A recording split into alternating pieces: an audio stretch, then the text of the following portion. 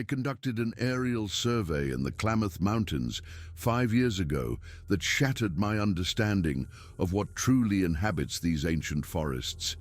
My name is Leo Durand, and for 2 decades I've been a helicopter pilot for various environmental agencies, mapping timber health, tracking wildlife, and documenting the aftermath of fires and storms. I've clocked over 10,000 hours in the air above Northern California and Oregon, witnessing spectacles that would leave most people speechless, but nothing prepared me for what my thermal imaging cameras detected on the morning of April 17th. The mission was routine, a standard contract for a university research group needing updated data on old-growth redwood distribution in a remote section of the Siskiyou National Forest. It was an area that hadn't been properly surveyed in years, a gap in their knowledge that a private conservation fund was willing to pay to fill. I accepted the job for the generous pay and the rare opportunity to fly over a pristine wilderness few ever get to see from the air. I lifted off from a small airstrip near Cave Junction just as the sun's first rays broke over the eastern ridgelines. A thick blanket of morning fog lay heavy in the valleys, a sea of white from which the mountain peaks emerged like rugged islands. These were ideal conditions for my work. The high moisture contrast would make any thermal anomalies stand out vividly, and the still air promised smooth, stable footage, free from the jittery motion caused by high winds. The first few hours unfolded exactly as planned. I methodically flew my pre-plotted grid pattern over the designated zone, allowing the sophisticated camera array to do its job while I kept a close watch on my altitude, fuel, and the surrounding terrain. The forest below was a dense, primeval tapestry of redwood and fir, trees that had stood for centuries, silent witnesses to history. It was humbling country, the kind that reminds you of your own insignificance in the grand scheme of things, and I loved it. Then my thermal display flared with something utterly wrong. I was passing over a deep, secluded canyon when the sensors registered a cluster of heat signatures that defied all my experience and training. There were too many of them, they were too large, and they were far too organized.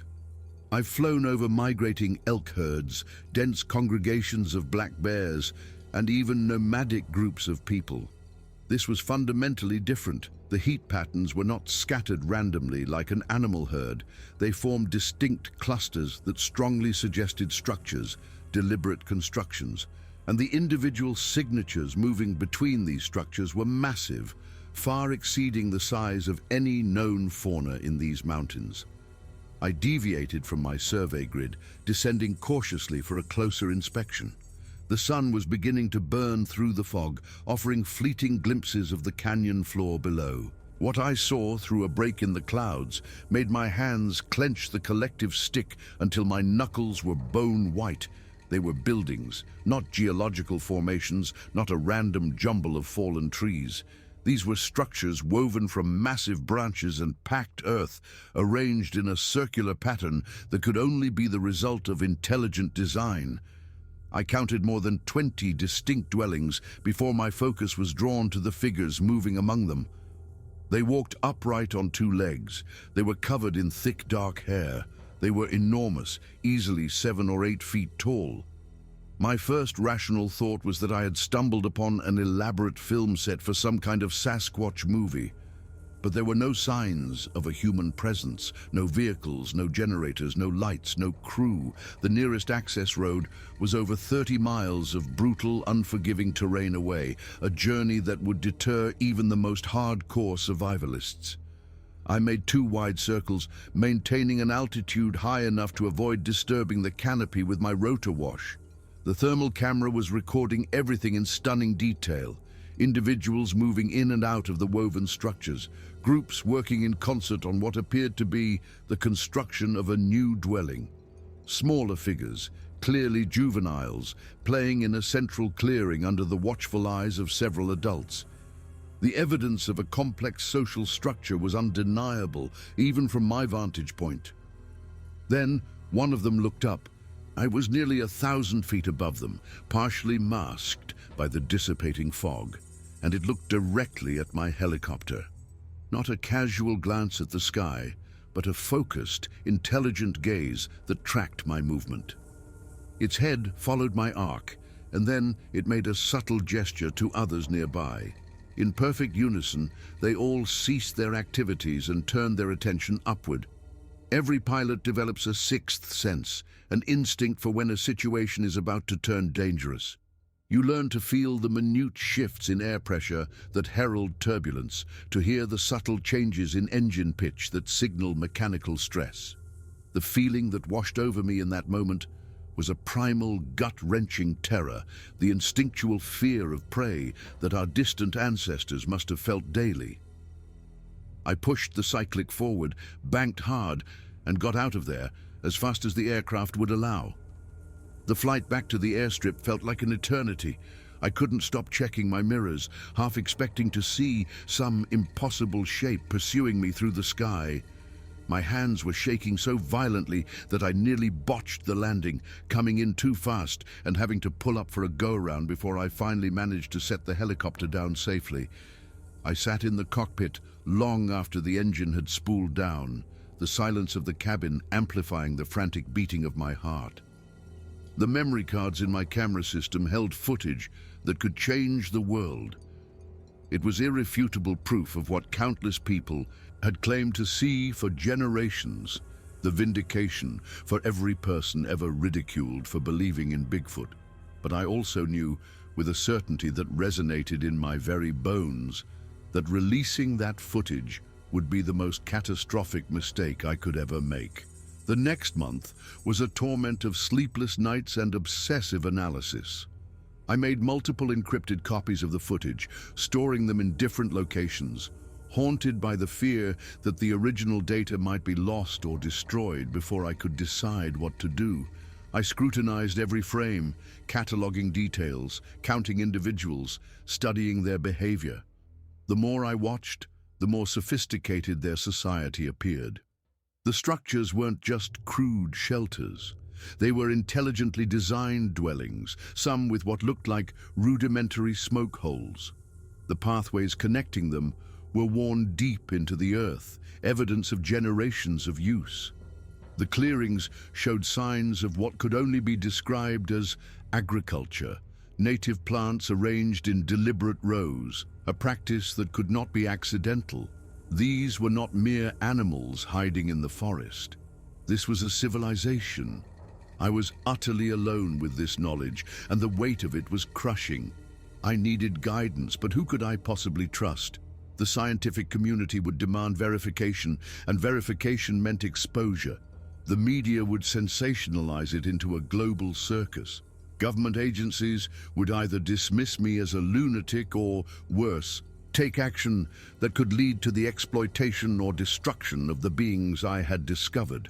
My search for a confidant led me to Dr. Aris Thorne, a renowned primatologist at Stanford who had published several controversial papers suggesting the fossil record had room for undiscovered hominid species.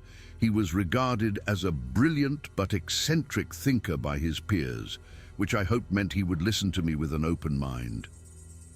When I finally met him and showed him the footage, he became utterly still. He watched the entire 50-minute recording without uttering a single word, his eyes fixed on the screen. Then he immediately replayed it from the beginning. On his third viewing, he paused frequently, scribbling notes in a small leather-bound book. Finally, he turned to me, his expression an unreadable mix of awe and profound dread. He asked if I truly understood the implications of what I had found. I said I thought I did. He shook his head slowly and told me I had no idea. What I had captured, he explained, was not just proof of a cryptid. It was evidence of a parallel intelligent species on Earth. It was confirmation that consciousness was not a uniquely human trait. It was documentation of a people who had successfully remained hidden from our invasive civilization for potentially thousands of years. And, he added grimly, if this footage were ever made public, Those people would be annihilated within a generation. His logic was as cold as it was undeniable. Every historical instance of contact between a technologically advanced society and an indigenous one has ended in disaster for the latter.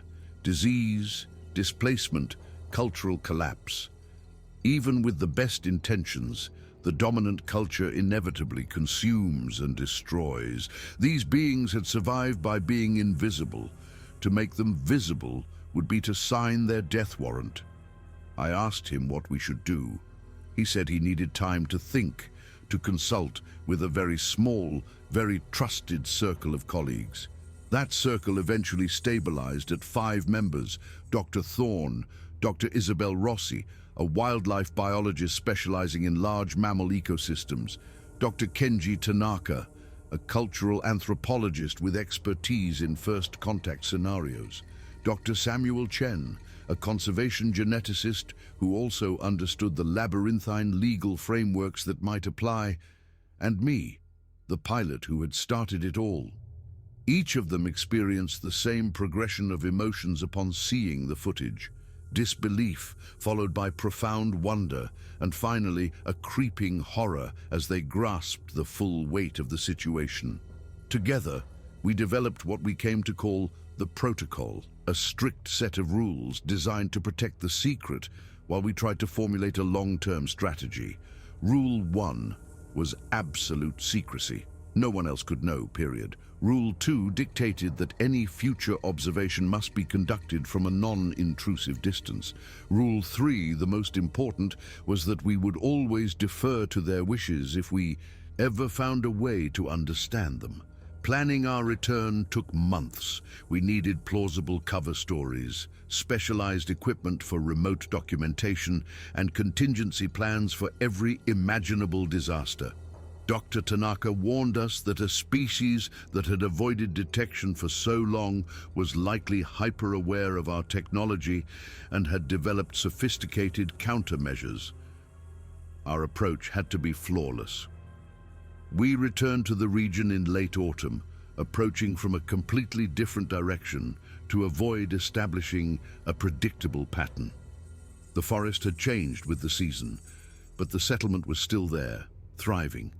We established an observation post on a ridge nearly 4 miles away, using powerful telephoto lenses and directional microphones to gather data.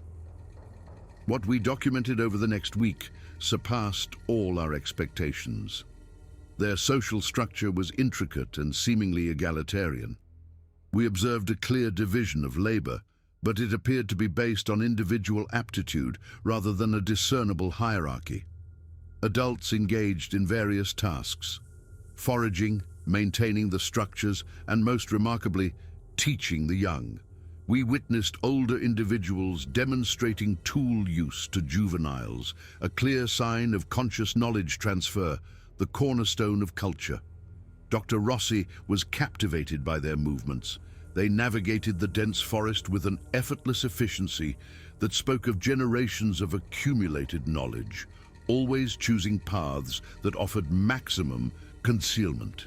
Their communication was a complex mix of low-frequency vocalizations, many of which were at the edge of human hearing, and a rich, silent language of gestures. Dr. Tanaka theorized they had developed this silent communication specifically to evade detection by sound. On the 5th day, our illusion of being unseen was shattered. It was Dr. Thorne who first spotted the figure standing motionless at the tree line behind our position. It had likely been there for hours, watching us as we watched its home. A female, we guessed, nearly 8 feet tall, her dark coat marked with distinctive grey streaks on the forearms. We all froze.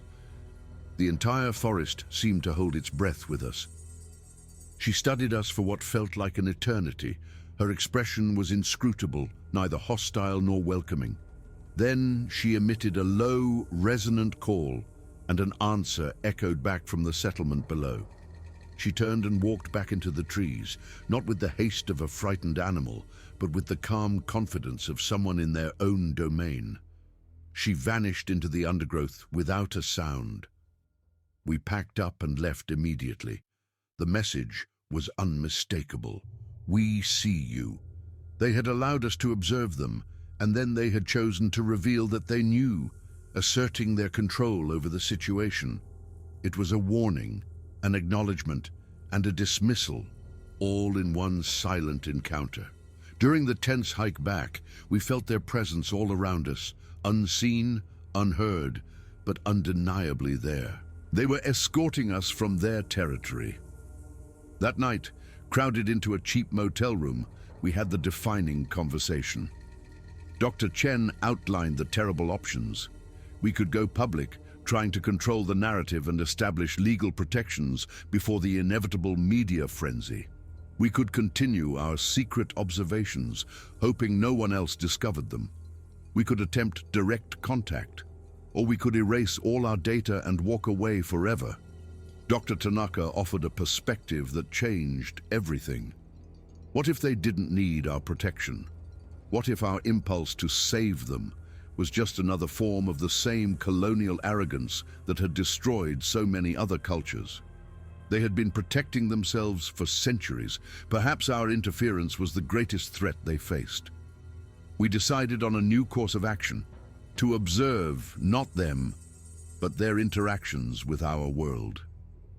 If they had survived this long, they must have a strategy for dealing with human encroachment, understanding that strategy might tell us what, if anything, they needed from us. Over the next year, a clear pattern emerged. A logging company surveying near their territory abruptly abandoned its plans after a series of inexplicable and costly equipment malfunctions. A proposed hiking trail was rerouted after anonymous, highly technical geological objections were submitted to the planning committee. A scientific team that ventured too close to the settlement had their camp systematically and non-violently dismantled one night, their food supplies spoiled, and their GPS units rendered useless. They weren't just hiding, they were actively and brilliantly managing human activity on their borders. This revelation was humbling. We had seen ourselves as their guardians, but the truth was they were far more capable than we had imagined. Our role was not to protect them, but to avoid becoming a threat they needed to manage. The question then became how to be useful without being a problem. The answer came unexpectedly. In the spring, we returned to our observation ridge to find a small bundle of items left for us: carved wooden figurines of forest animals, a collection of river stones sorted by color, a length of intricately woven fiber cord. It was a gift, an acknowledgement. We debated for hours about how to respond. We settled on leaving items of practical value: a high-quality steel knife, a bolt of durable canvas fabric, and a collection of seeds for edible and medicinal plants not native to that immediate area. We left our offerings and retreated. A week later, our gifts were gone. In their place sat a single perfect sugar pine cone standing upright. This silent exchange became our new form of communication.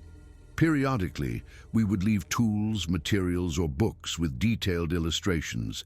They would take what they found useful and leave symbolic tokens in return. Dr. Thorne believed they were managing us, calibrating the contact to keep us engaged, but at a safe distance. We were being handled, and it was liberating.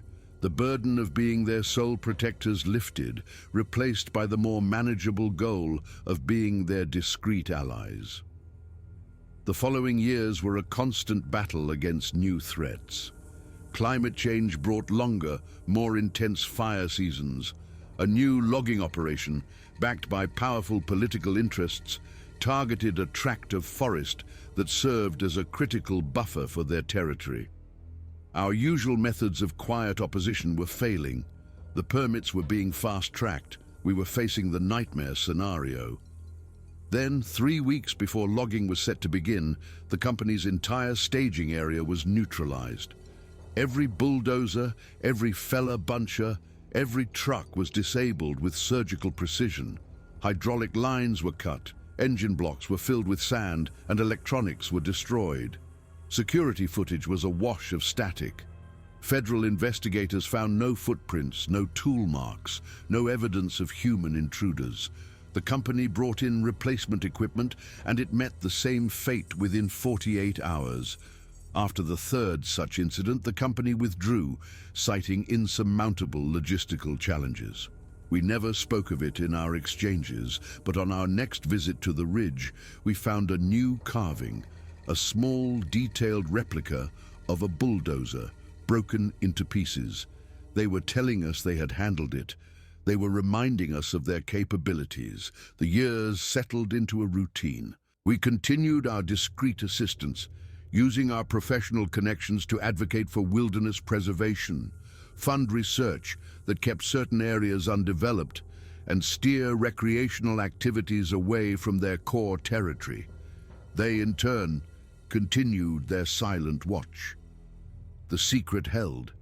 Hikers would occasionally report strange howls or fleeting glimpses of a large, hairy figure, but these reports were always dismissed, lost in the noise of folklore and hoaxes. Dr. Tanaka's theory had proven correct. Their most effective shield was our own ingrained skepticism. They had weaponized our disbelief. I often thought about what would happen if the secret broke. It seemed inevitable. A hiker with a 4K camera, a high-resolution satellite pass at the right moment, a drone straying off course. Dr. Thorne was more optimistic. She argued that they had been engaged in an evolutionary arms race with our technology for centuries, constantly developing new methods of concealment. She also speculated that the community we had found was just one of many, a distributed, invisible civilization. I started seeing their influence everywhere, in indigenous oral traditions that described them not as monsters, but as another kind of people, in historical accounts of unexplained events in the wilderness. The evidence had always been there, hidden in plain sight. We slowly and carefully expanded our group, bringing in a retired Forest Service ranger who'd had his own unsettling encounters, an indigenous elder who told us her grandmother had spoken of the forest people, and a philanthropist who funded our conservation efforts without asking too many questions. We became a secret society dedicated to habitat preservation, our true motives known only to a few. The work was endless. 10 years after my discovery, I was reviewing satellite imagery when I detected a persistent thermal anomaly in an area far from their known settlement. It wasn't a lost hiker. Its movements were too deliberate. I flew a covert reconnaissance mission and found one of them alone, systematically moving through the fringes of human civilization. Over months, I tracked this individual. They were visiting power substations, cell towers, and industrial sites. They were studying us. Dr. Thorne had been right. They had scouts, intelligence gatherers. They weren't just hiding from us. They were actively monitoring us, learning our technology, our infrastructure, our vulnerabilities. The dynamic shifted in my mind. They were not a fragile species needing our protection. They were a sovereign, intelligent people with a vested interest in privacy. Our relationship was not one of saviors and saved, but of two very different cultures engaged in a long, quiet, cold peace. This peace was often tested by death. A logger killed by a freak falling tree, a hiker who vanished without a trace, a hunter found with injuries inconsistent with any known animal attack. We never had proof, but we suspected these were not accidents. They were the consequences of getting too close to a secret that protected itself fiercely. I wrestled with this. Were we complicit in these deaths by maintaining their secrecy? Dr. Thorne argued that our own society's violence on a global scale made any judgment of their actions hypocritical. They were surviving, using the means necessary. On the 15th anniversary of my discovery, I made a solo trip back to the ridge. I was older now, my hair grey, my movements slower. I sat on a fallen log and spoke aloud, not knowing if they understood the words, but needing to say them. I thanked them for the purpose they had given my life. I told them I was afraid, afraid for their future in a world that was shrinking, afraid that the secret would not survive our generation. As I rose to leave in the gathering dusk, I saw a small object on the ground. A carved figure of an old man leaning on a stick. Next to it was an eagle feather, a powerful symbol of honor and respect. They had heard me. They had acknowledged me. The weight of the secret felt lighter on the long drive home. It wasn't just my burden to carry, it was a shared trust. The years continued to pass. Dr. Thorne passed away peacefully, her mind sharp to the end. The group replenished its ranks with younger members, tech-savvy individuals who fought battles against data mining and satellite surveillance that I barely understood. Their fight was different, but the mission was the same. Then came the message. It was not a token, but a complex arrangement of objects, sticks indicating a long journey, stones representing the passage of seasons, and a carving of one of their dwellings, empty. It took us weeks to decipher, but the meaning was heartbreakingly clear. They were leaving. Climate change, the constant pressure of our world, had made their ancestral home untenable. They were retreating deeper into the continent's last wild places. Our relationship was over, but they left one last gift. A map, rendered in carefully placed stones and etched bark, showing the locations of other communities scattered across the mountain ranges of the West. It was not an invitation. It was a charge, a final act of trust. They were giving us the knowledge we needed to protect their entire species, not just the one family we had known. The debate over what to do with that knowledge continues. To seek contact would be to risk betraying their trust. To do nothing would be to fail in our duty. We watch over these new secret places from an even greater distance, shielding them anonymously, honoring the gift by not abusing it. The original footage is now locked away, a digital ghost. It will never be released, not in my lifetime. The secret is too sacred, the beings it depicts too precious to be sacrificed on the altar of human curiosity. They trusted me with their existence. In return, I gave them my silence. It has been the most profound exchange of my life. My hands are old now, my flying days long over, but in my mind I still see them. I see the families, the children, the quiet dignity of a people who chose a different path. They are the living proof that our way is not the only way. They are the planet's greatest secret, and keeping it has been the greatest honor I have ever known. They are still out there. They are real, and they will remain hidden, our silent neighbors, our shadow species, until they and only they decide the time is right to step into the light. The forest keeps its secrets, and so will I.